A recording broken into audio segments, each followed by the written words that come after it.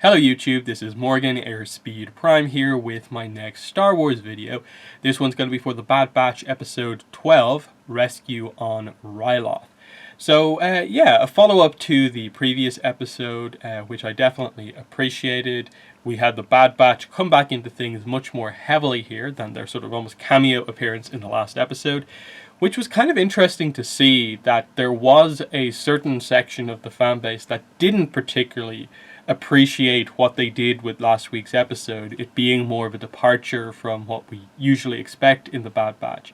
I really liked it because I felt it was a much deeper character exploration than almost anything that we've seen in the Bad Batch, because the issues that I think we came into this show with, we still, to a degree, have, even though this show has definitely helped to kind of minimize them.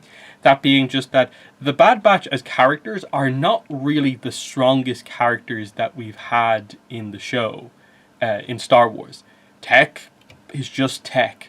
Wrecker's had a few nice moments, of course his big moment with the chip, that was great, but he's just back to normal. Like, he is still just that rather one-note character, and that's really it. Echo, they haven't really done anything particularly unique with him in the series yet, so he's just kind of there. And while Hunter has had the more of the kind of father figure kind of type dynamic going on with Omega, most of his issues have been about sort of making decisions and how he should sort of prioritize making decisions in this kind of new situation that they find themselves in. Which has meant that, like, Omega kind of becomes more of the interesting character, but because she's still rather young, and we're still sort of waiting to see how some of the mysteries with her sort of pan out, there, again, is only so much you can do with her. Whereas actually devoting an entire episode to reintroducing Hera, to make this episode as strong as it was, knowing that Hera has met Omega, we know about her from Rebels, so there's a few things that we want to see happen. That really, really worked, because, yes, going forward, they've set up, Crosshairs is after the Bad Batch. But I'm much more interested in a lot of the other plot points, I think, going forward, because the series has already, to a degree, sort of been Crosshairs hunting the Bad Batch. They're just going to be more direct about it, I suppose, going forward. Whereas the big event to me of this episode was Howitzer and his speech, making his turn, announcing in front of everyone that he disagrees with the way the Empire is doing things, having them turn on the freedom fighters after fighting alongside them, that they feel they're not doing what they set out to do on Ryloth, and others agreeing with him. That, to me, was one of the most interesting parts of this episode.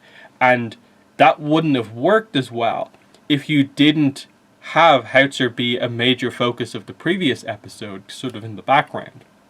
And the Bad Batch being sort of crammed in more than they were in the previous episode, I think would have taken away from a lot of the big takeaways from this episode. So I'm invested in Howitzer, probably actually more as a character than I am in, like, say, Tech, for instance.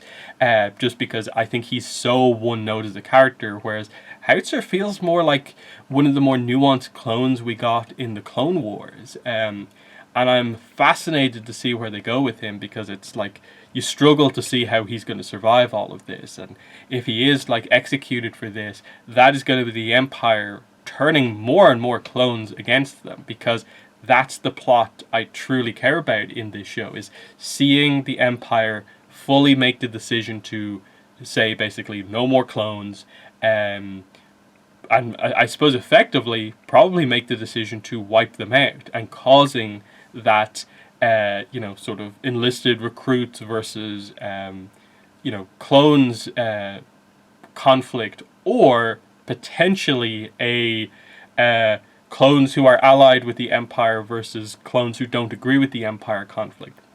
Whichever way they go with it, that's the big thing that I want to know. And look, the Bad Batch are going to be involved in that to a certain degree, because of course they've got their chips out, so they're free to sort of decide what exactly they want to do.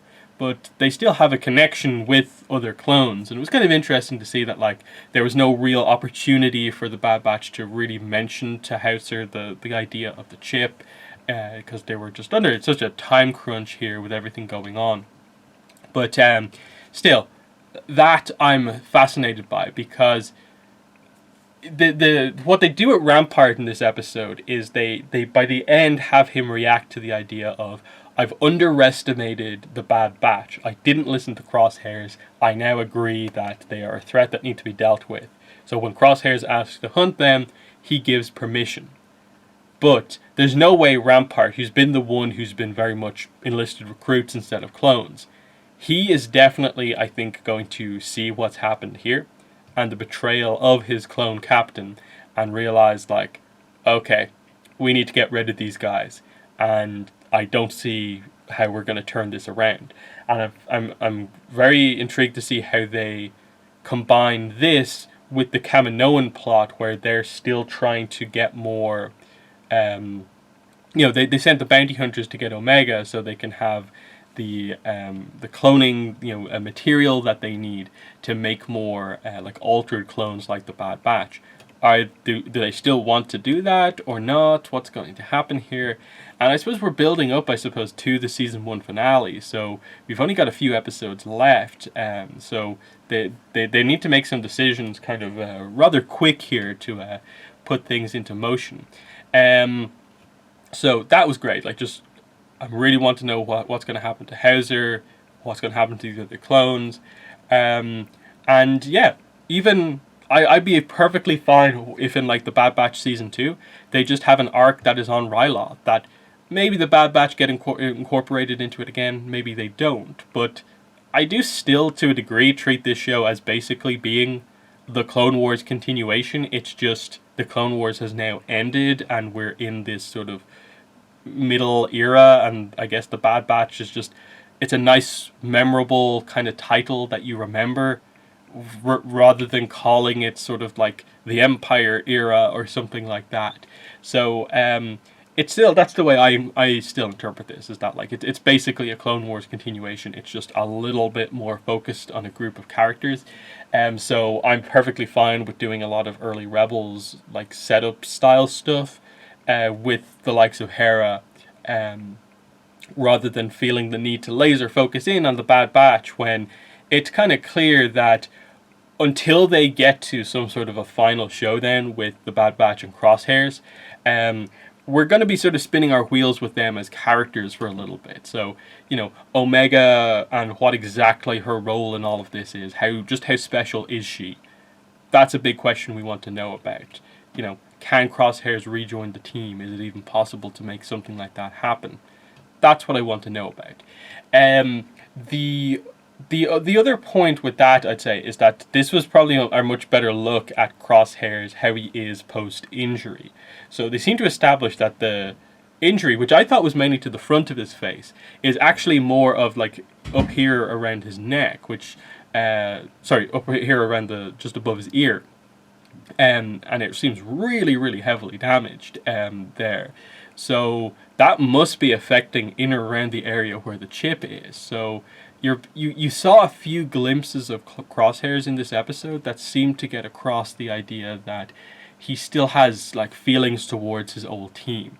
He's ultimately still allied with the Empire because his chip is being activated quite heavily. But if they keep doing that after he suffered this injury, and already they've been teasing it before that, you get the sense that if they're going to do a clone snapping through of it on their own free will, it probably will be Crosshairs who's the one to do that. And that's kind of the moment we're waiting for, and in a way we've been waiting for since the premiere. How are they going to do that? And can the character be redeemed after kind of what he's done so far? If he does get his chip removed, can he just rejoin the team? And how's that going to work? Because you sort of reflect on sort of how the team has been up to now, and the type of character that Crosshairs is and was back in the Clone Wars Bad Batch arc. It seems like he's going to be a little bit of a, kind of downer on the team if he joins, but he might have, very different things going on if he is able to rejoin the team.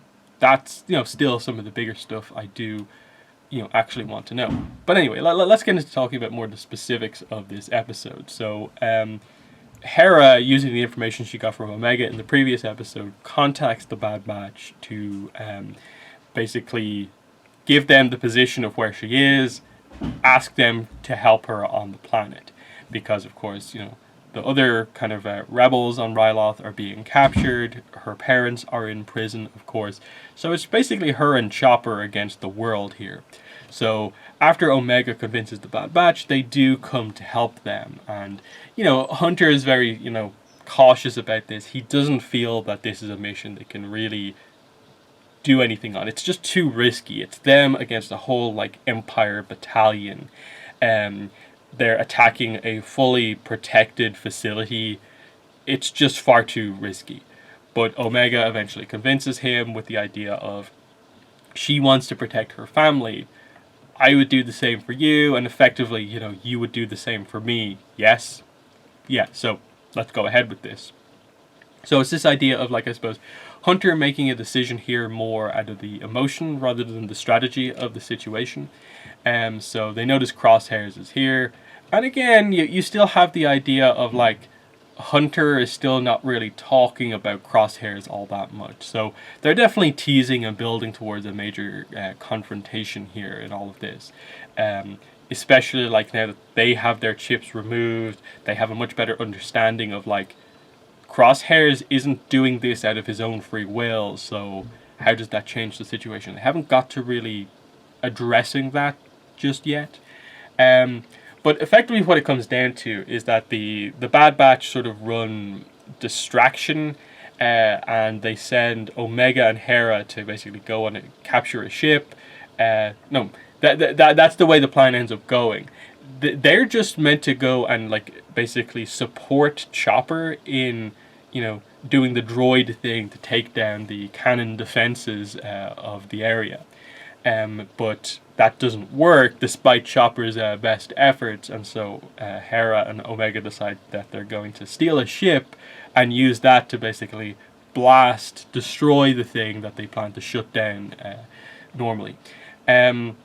So that was kind of cool. It was referencing before the idea that, Omega knows Hera wants to be a pilot. Here's an opportunity to do that, where she actually does it pretty well.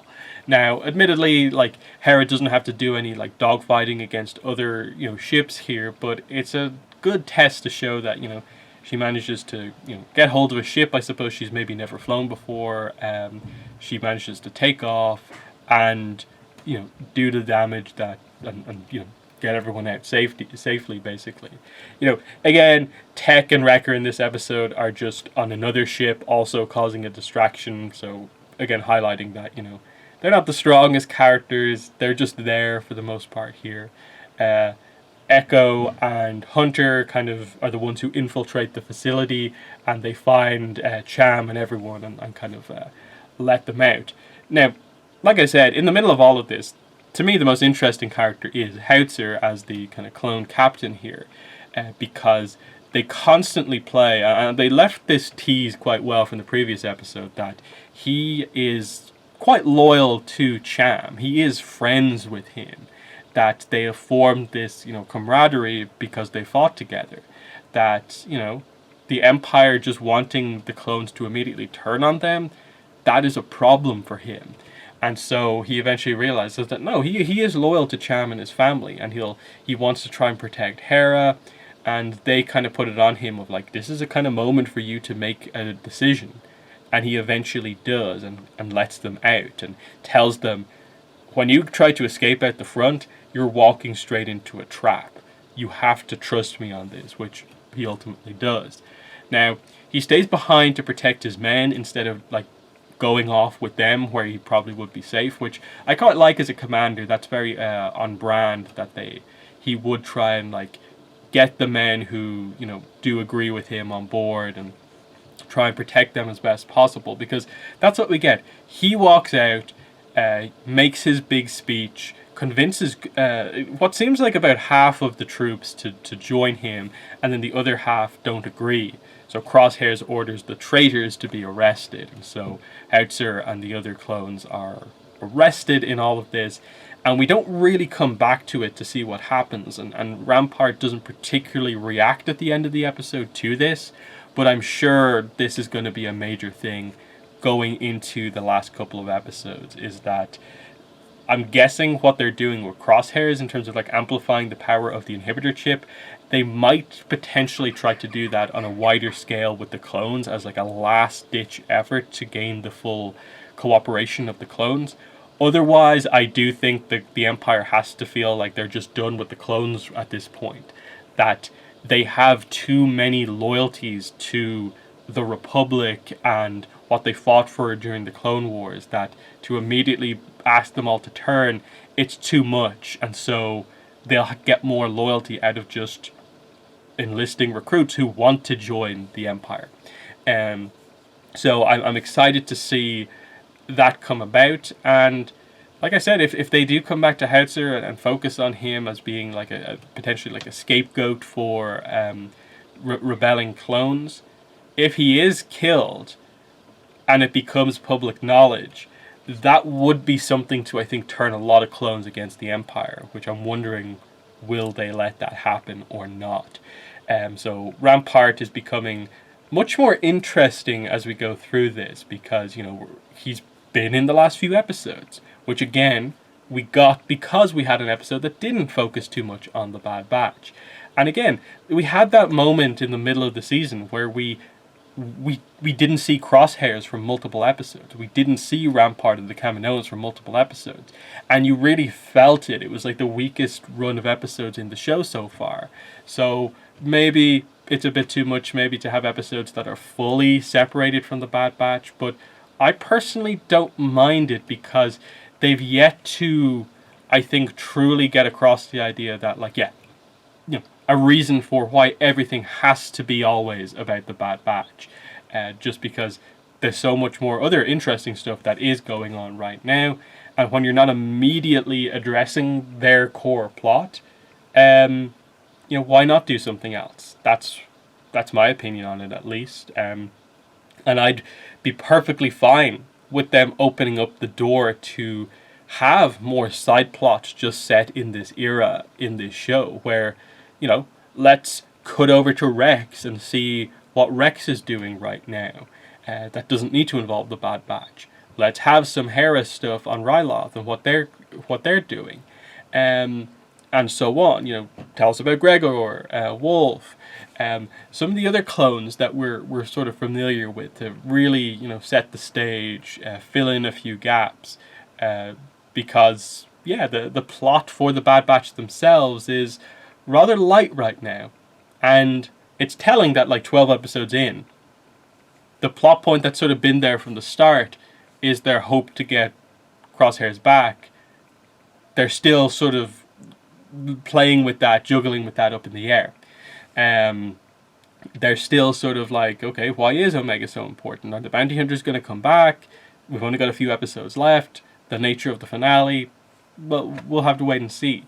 From what I've seen episode titles up to episode 14, so based on that, there'll be 2 episodes left.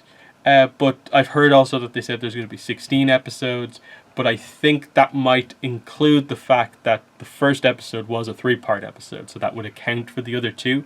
So episode 14 is technically the 16th episode, but, you know, that there's not going to be a specific episode 15 and 16. But I'm not really sure about that.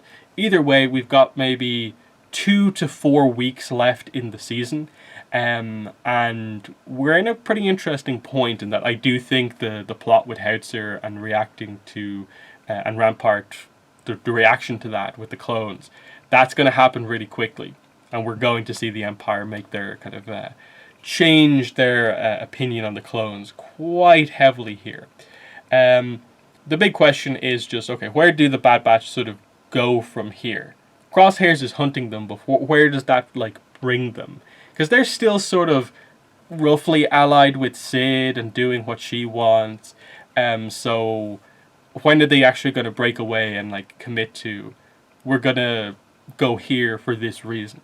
We feel potentially that going back to Kamino is maybe something we have to do, but I can't see immediately at this point why they would go back to Kamino just straight off the bat. Unless they're going to try and, like, rescue Howitzer if they find out something about him, but I don't really know. But yeah, that's been my thoughts on the episode. In the comments, let me know what your thoughts were. But that's been the video. Thanks for watching, and bye.